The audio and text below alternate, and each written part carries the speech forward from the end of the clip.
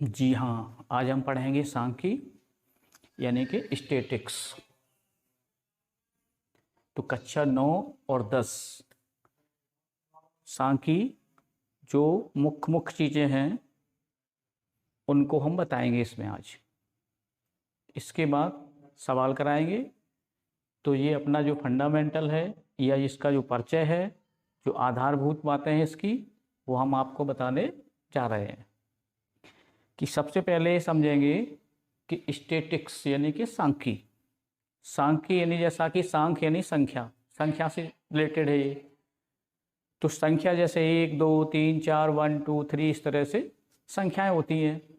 तो जब हम किसी उद्देश्य के लिए संख्याओं को एकत्रित करते हैं तो वो हमारा क्या कहलाता है? डाटा। और जब इस डाटा को हम किसी उद्देश्य से इकट्ठा करते हैं, संकलित करते हैं, उसका विश्लेषण करते हैं, उसको वर्गीकृत करते हैं, तो ये हो जाता है। और उससे संबंधित जो हम अध्ययन करते हैं तो उसे कहते हैं सांख्यिकी।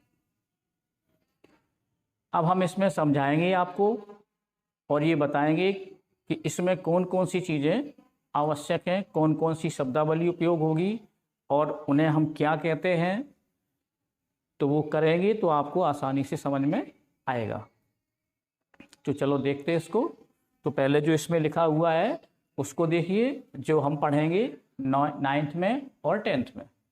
ये दोनों चीज़ें, ये सभी हमें 9th में 10th में भी मिलेगी।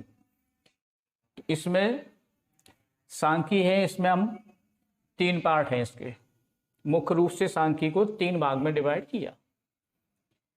एक माध्य बोलते हैं इसे, माध्य यानी अंग्रेजी में कहते हैं मीन, और इसी का नाम है समांतर माध्य, और इसी को कहते हैं औसत यानी एवरेज। दूसरा है माध्यक, यानी इसको अंग्रेजी में बोलते हैं मीडियन, या इसको हिंदी में कहते हैं माध्यिका, और इसे हम एम से भी नोट करते हैं। और तीसरा है जो बहुलक है, इसे हम जेड से इंगित करते हैं। अब देखिए यहाँ, जैसे मैंने किसी स्टूडेंट से पूछा कि 7 दिन में आप औसतन कितने घंटे पढ़ाई करते हैं, तो स्टूडेंट ने बताया हमें 7 दिनों के हिसाब से कि एक दिन हमने 4 घंटे पढ़ाई की, फिर एक दिन हमने 3 घंटे की, फिर एक दिन हमें नींद आ गई, हम सो गए, हम नहीं पढ़ पाए, यानी कि 0 घंटा हो गया। फिर उसने कहा कि अगले दिन फिर मैंने 4 घंटे फिर पढ़ाई की, फिर हमने 2 घंटे पढ़ाई की, और फिर हमने 1 घंटे ही पढ़ाई की। तो 7वें दिन जब मैंने इधर लॉस हुआ तो हमने फिर 5 घंटे पढ़ाई कर ली। तो देखो, ये हमने उससे आंकड़े लिए, ये होंगे डाटा। कि मेरी जिज्ञासा हुई कि वो कितना औसत पढ़ता है, तो एक उद्देश्य हुआ पूछने का, तो उसने बताया, तो ये डाटा हो गया। अब ये हमारे पास केवल हमने ले लिए, तो ये रो डाटा हो गया। अब इसको हम व्यवस्थित करें या वर्गीकृत करेंगे तो ये हमारा परिष्कृत डाटा हो जाएगा, यानी स्टैंडर्ड डाटा हो जाएगा या वर्गीकृत डाटा हो जाएगा। तो उसे हम परिष्कृत डाटा या वर्गीकृत डाटा बोलेंगे। जैसे मान लो हम इधर लिख दें कि दिनों की संख्या, और इधर लिख दें घंटों की संख्या।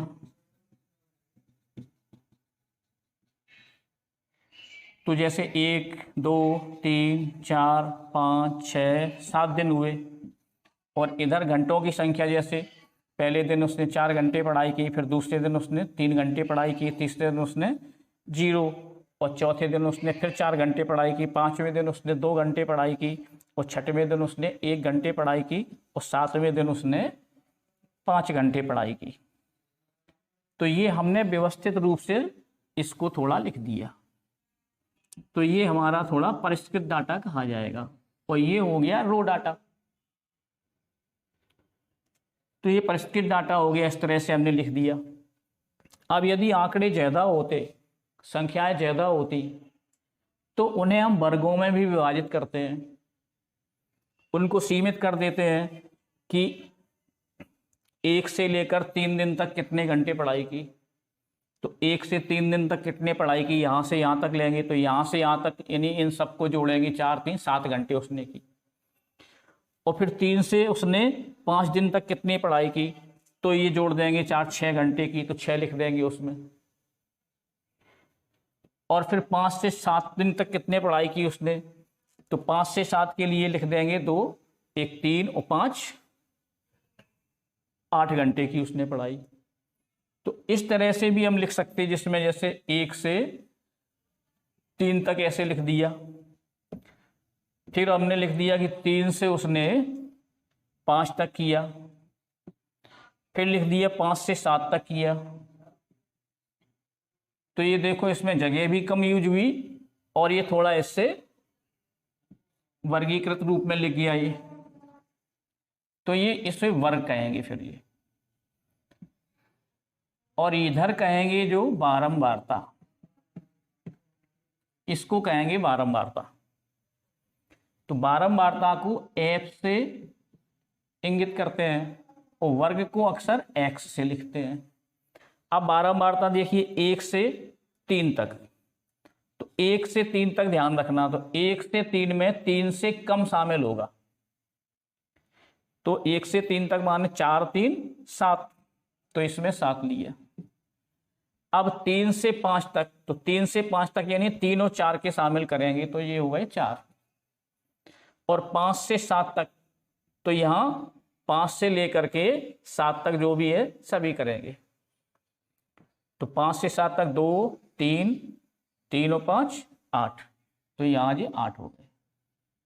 तो इस तरह से ये वर्गीकृत आंकड़ा बन गया, इसे f कहेंगे।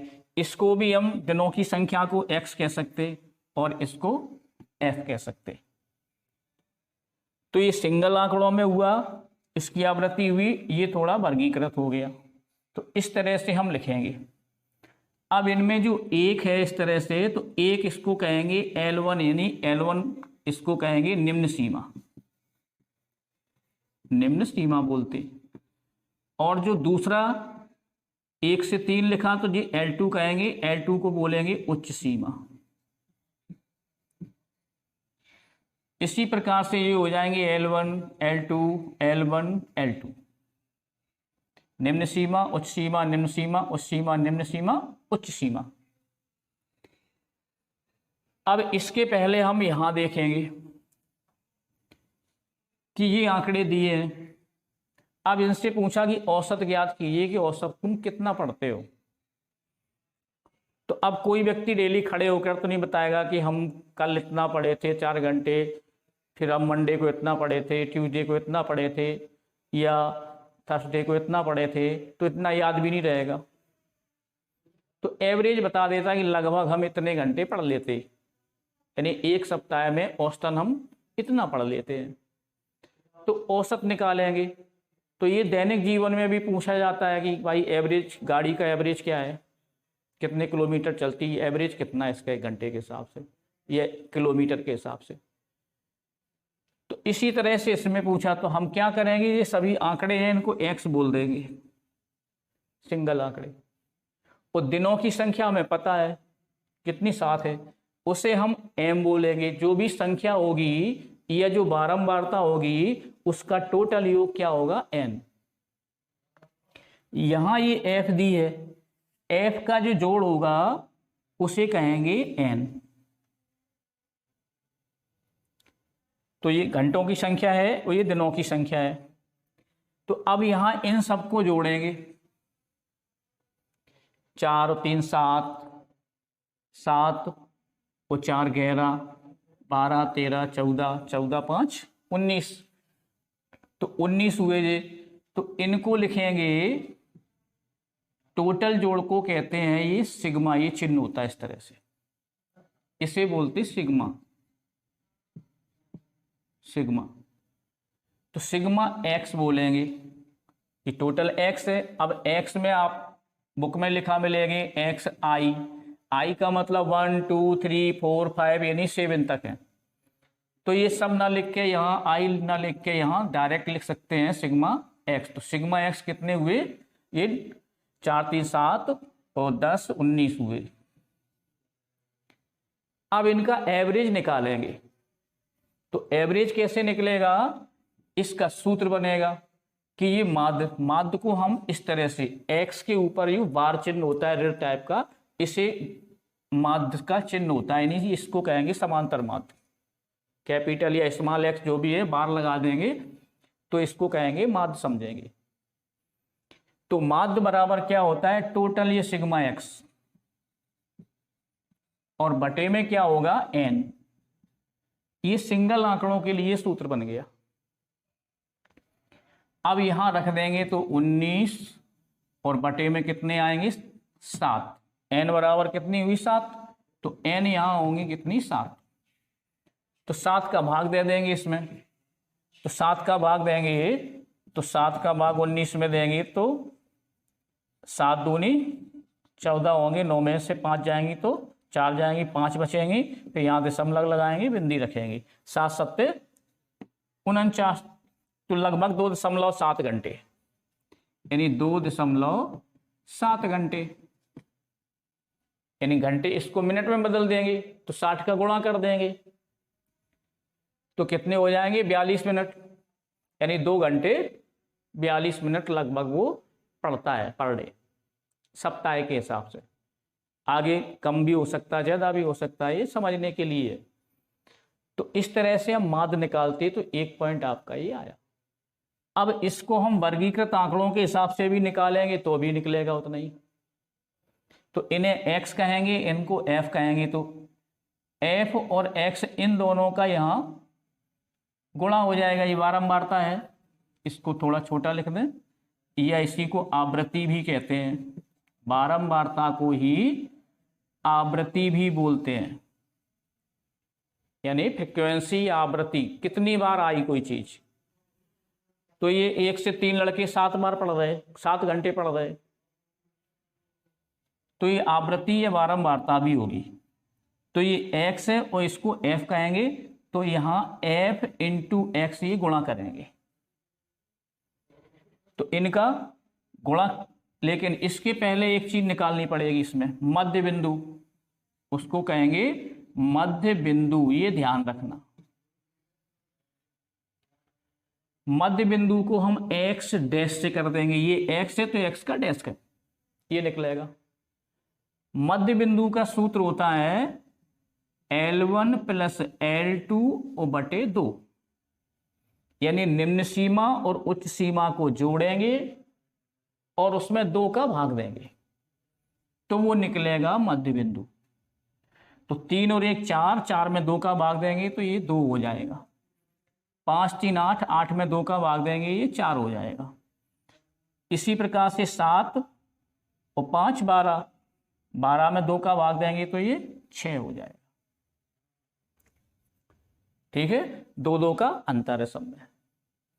अब इनका करेंगे, ये x डैश हो गया और ये f हो गया, तो f का x डैश में गुणा करते, f गुणा x डैश, इनका गुणा करेंगे तो 7 दूनी 14, 4 चौको 16, 8 छंग 48, इनको जोड़ेंगे अब सिग्मा एफ एक्स, इनको कहेंगे सिग्मा एफ एक्स, इनको जोड़ देंगे टोटल, तो 8 6 4 10 18, 18 की 8 आएंगी हासिल, 1 आएगी, और 4 और 1 5, 1 6 1 7, यानी कि 78 होंगे ये। अब आवृत्ति का योग करेंगे n, f के जोड़ को बोलते हैं n, तो इसको जोड़ेंगे नहीं, सिग्मा f नहीं कहेंगे बल्कि इसको कहेंगे n। तो यहां ये सिग्मा लगेगा तो इनको जोड़ देंगे, 7 3 10 और 9 19 हो जाएंगे ये। तो अब इनमें इनका भाग देंगे, 19 का इनमें भाग देंगे तो हमारा माध्य निकलेगा। तो इसमें सूत्र लगाएंगे, तो यहां जैसे हम हटाते इसे, तो फिर ये माध्य का सूत्र लगाएगा। अब ये वर्ग है तो वर्ग के हिसाब से लगाएंगे, तो ये एफ एक्स डैश कहेंगे, यहाँ सिग्मा एफ एक्स डैश कहेंगे और बटे हो जाएगी एन। तो यहाँ हमने समझाने के लिए रखा ये वर्ग बारंबारता, यहाँ से मतलब नहीं रखना, इसको इससे जोड़ के मत चलना। तो यहाँ सिग्मा एफ एक्स डैश कितना आया 78 78 और बटे एन कितना आया 19। अब 19 का एन में भाग दे देंगे तो यहाँ ये औसत आपका निकल के आएगा। तो इतनी इसमें आपने क्या समझा कि ये आंकड़े होते हैं, ये रो 8 आंकड़े हुए और इनको हमने व्यवस्थित किया तो ये परिष्कृत आंकड़े बन गए, यानी कि स्टैंडर्ड डाटा हो गया। तो एक डाटा समझ में आया और ये समझ में आया। दूसरी बात ये समझ में आया कि एफ किसे कहते हैं, नहीं आवृत्ति को, यानी कि कोई आंकड़े की पुनरावृत्ति, कोई डाटा की पुनरावृत्ति कितनी बार हो रही, उसे कहेंगे हम आवृत्ति, यानी बारंबारता या फ्रीक्वेंसी। और ये वर्ग हो गए, ये वर्गीकृत कर दिया तो वर्ग हो गए।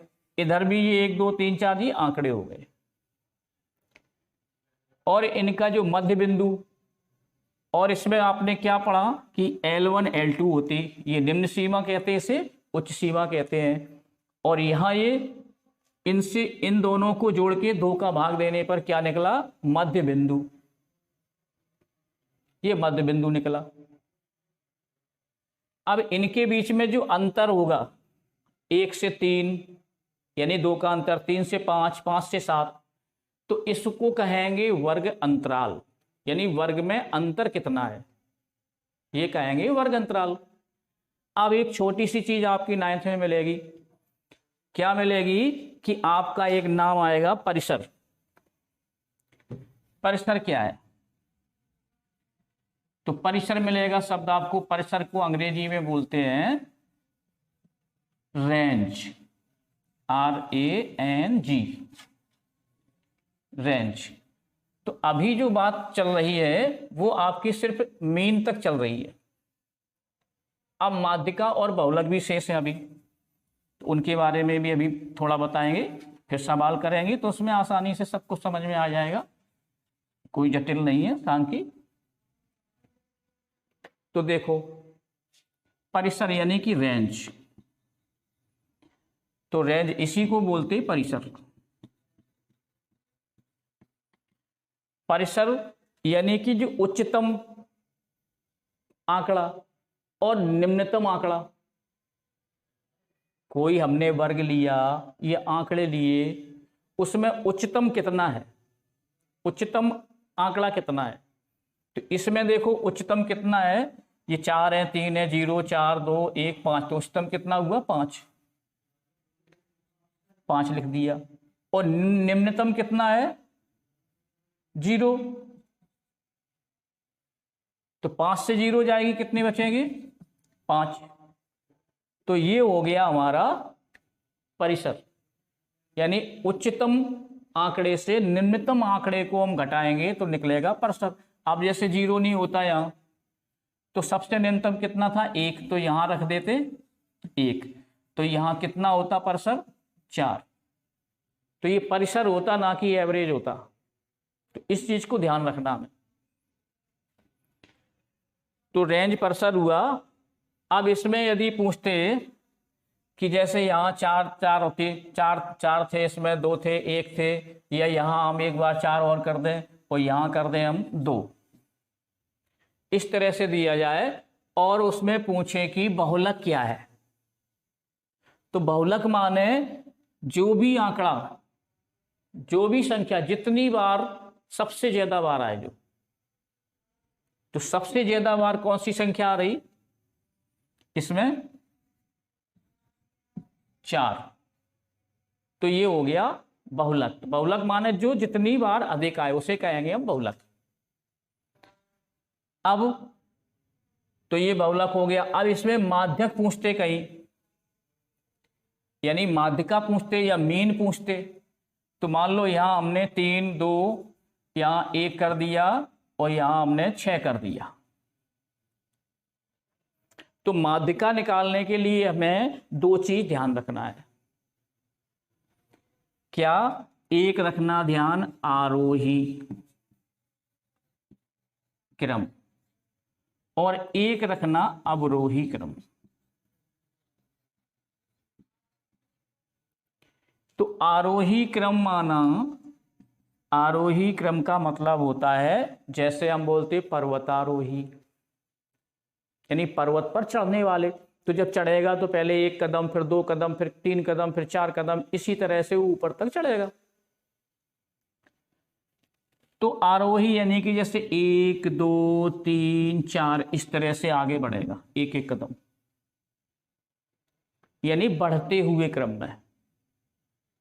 अवरोही कहते यदि तुम अच्छी तरह से पढ़ोगे लिखोगे तो उन्नति करोगे, और यदि ध्यान से नहीं पढ़ोगे,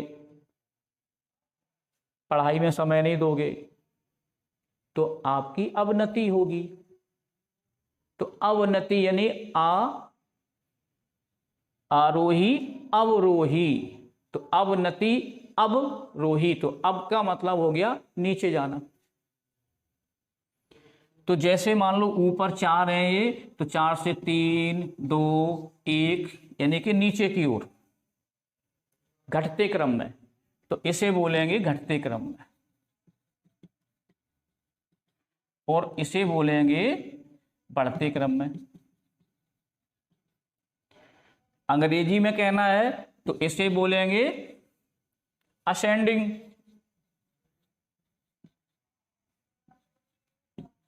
असेंडिंग ऑर्डर, और इसको कहेंगे डिसेंडिंग ऑर्डर,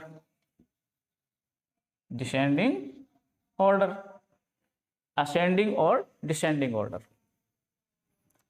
तो ये आरोही क्रम अवरोही क्रम। तो पहले हमें इनको अवरोही क्रम में लिखना पड़ता है।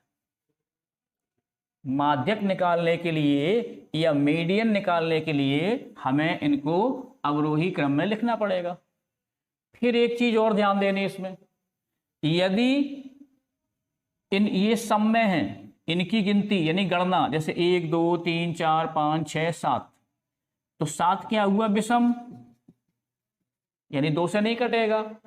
और यदि यहां आठ होते तो आठ होते, एक संख्या और बढ़ा देते तो वो क्या होती? सम। तो जब विषम होगा तो इसमें सूत्र लगाएंगे n+1/2वां पद, ये, और सम होगा तो इसमें n/2वां पद, ये मध्यिका होगी। फिर तो ये मध्यिका के लिए निकालेंगे। तो यहां देखिए जैसे हम इनका निकालेंगे तो यहां होगा, पहले इनको ऑर्डर में लिखेंगे,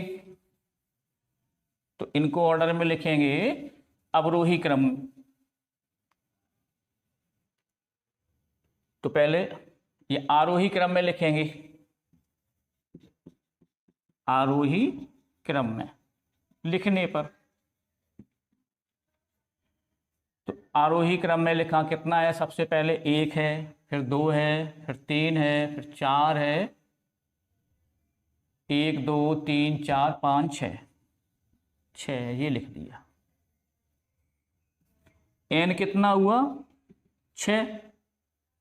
तो इनको यहां इनका जोड़ जो निकलेगा वो n बराबर 6 होगा, तो इनको नहीं जोड़ना, इनको नहीं जोड़ेंगे। जिस तरह से उसमें सिग्मा x करते थे, यहां नहीं, यहां सिर्फ n निकाल देंगे अलग। अब देखिए यहां कि ये n कितना? 1 2 3 4 5 6 7 है, 7 है, तो यहां 7 लिखेंगे। 1 2 3 4 5 6, तो कहीं मिस्टेक हुई, डबल अंक है, मान लो एक ये नहीं है, डबल नहीं है, इतने ही है। तो इस तरह से हो गए 1 2 3 4 5 6। अब इनको मध्यिका निकालेंगे, तो मध्यिका के लिए 7।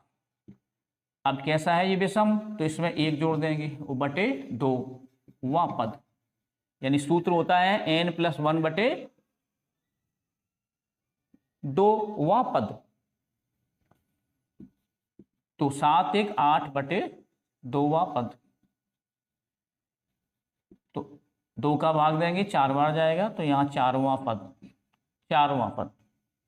तो 4वां पद यानी 1 2 3, 4वां पद 4 हो गया। तो ये क्या हो, 4वां पद बराबर 4, तो ये हो गई मध्यिका। इस तरह से निकालेंगे तो ये मध्यिका निकल के आ गई। अब इनमें आवृत्ति भी होती है, तो आवृत्ति जब मिलेगी तो उसमें मिलेगी CF। क्या मिलेगी उसमें, CF।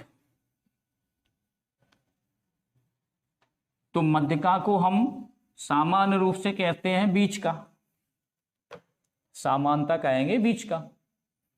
और कॉमनली सूत्र यदि मध्यिका में ध्यान रखना है तो हमेशा इसका मेन सूत्र याद रखना, n+1/2वां पद, चाहे सम हो चाहे विषम हो।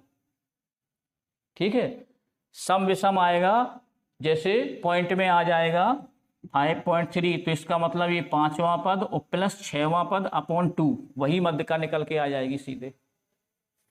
तो जैसे इसमें लिखेंगे तो n कितने हुए, 3 और 3 6 हुए, तो 6 + 1/2वां पद करेंगे यहाँ, तो 7/2वां पद। अब 7 का बाद देंगे तो 2 3 6 और 5 10वां पद।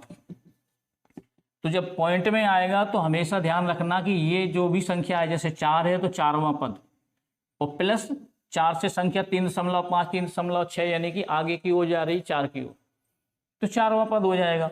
और 3.5 है तो 3वां पद और प्लस 4वां पद, यानी ये मत समझना कि ये 5वां पद हो जाएगा।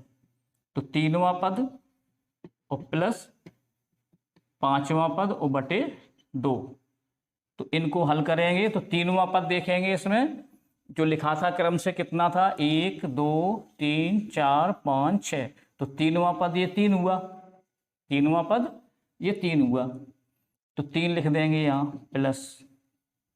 और 4वां पद, 3 के बाद 4 संख्या आएगी, 4वां पद कितना हुआ, 4, तो यहाँ लिखेंगे 4 और बटे कितना होगा 2, तो 4 और 3 7/2, 2 से भाग देंगे तो 2 3 3.5, ये मध्यिका सीधे निकल के आएगी। अब इनको इस तरह से भी देख सकते हैं, मध्यिका यानी बीच का, तो ये हटाइए तो इधर से हटाइए, ये हटाइए इधर से हटाइए, ये हटाइए इधर से हटाइए, तो बीच का बचेगा। बीच का यानी कि 3 से आधे आगे बढ़िए और 4 से आधा पीछे आइए, तो यहाँ कितना होगा 3.5। तो हम इस तरह से देख के भी इसे कर सकते हैं। ठीक है, तो ये मध्यिका करें, मध्यिका भी हो गई, बहुलक भी हो गया और समांतर माध्य भी हो गया। अब जैसे जैसे सवाल करेंगे तो और भी आसानी से समझ में आ जाएगा। तो अब देखिए यहाँ आपको अंदर मिलेंगे जो वर्गीकृत आंकड़े मिलेंगे, जो सामान्य जो जरूरत की चीजें थी वो सारी आपको लगभग हो गई। अब इन सूत्र में और भी चीजें मिलेंगी, तो n यानी बारंबारता का योग, बारंबारताओं का योग हो गया, f यानी कि बारंबारता हो गई है, और L1 यानी कि निम्न सीमा हो गई,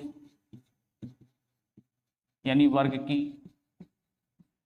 L2 उच्च सीमा हो गई दूसरे वर्ग की, मध्य बिंदु यानी L1 + L2/2 हो गया। ये समांतर माध्य या माध्य में ये मिलेंगे हमें।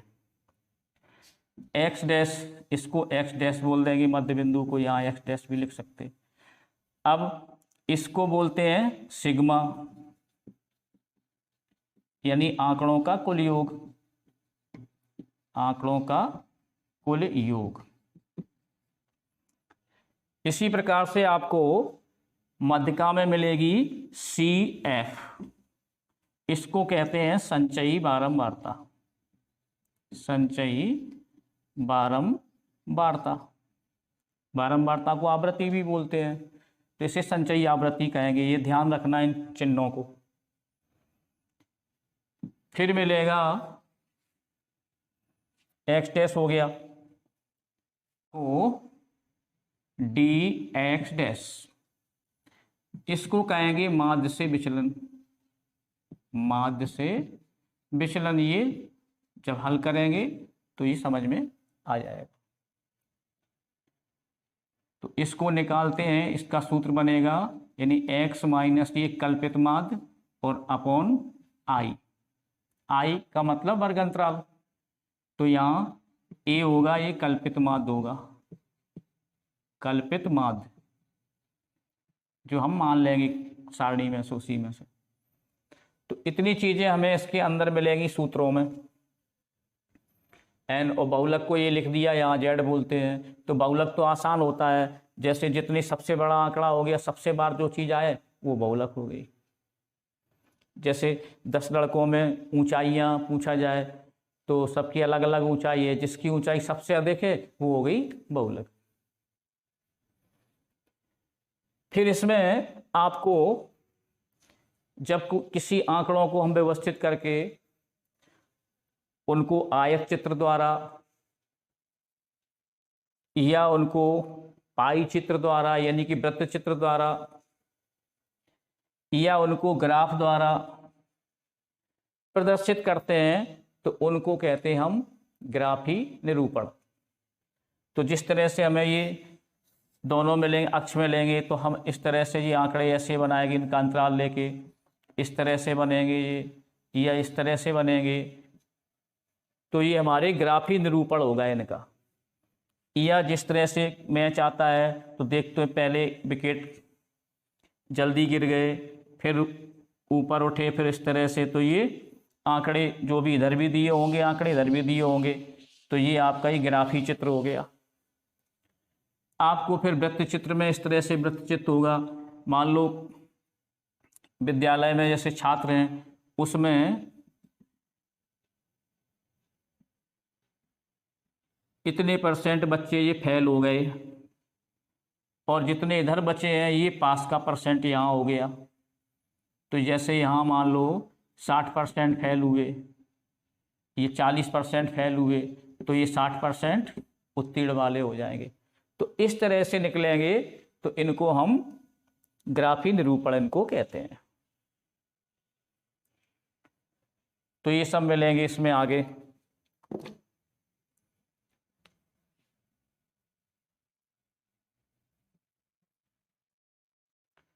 चलो।